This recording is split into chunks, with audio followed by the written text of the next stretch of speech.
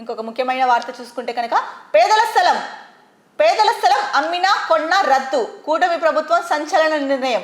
అనర్హులను గుర్తించాలని ఇప్పటికే కలెక్టర్లకు ఆదేశాలు, 15 రోజుల్లోగా ఈ పని పూర్తి చేయాలని ఉత్తర్వులు.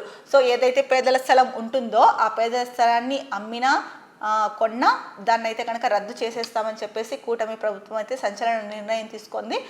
సో అనర్హులు ఎవరైతే ఉన్నారో వారిని గుర్తించాలనేసి ఇప్పటికే కలెక్టర్లకు ఆదేశాలు అయితే జారీ చేశారు.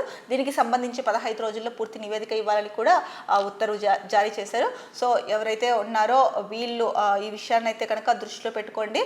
అంటే మీ దగ్గర ఉన్న స్థలం ఏదైతే ఉందో పేదల దగ్గర ఉన్న స్థలం దాన్ని అమ్మినా సరే, ఎవరైతే కొనుగోలు చేస్తారో కొన్నా సరే దాన్ని అయితే కనుక రద్దు చేసేస్తారో అప్పుడు ఎవరికి చెందకుండా అయిపోతుంది ఆ భూమి, ఆ స్థలము ఎవరికి చెందుకోకుండా అయిపోతుంది. కాబట్టి దీంట్లో కేర్ఫుల్గా ఉండాల్సిన అవసరం ఎంతైనా ఉంది.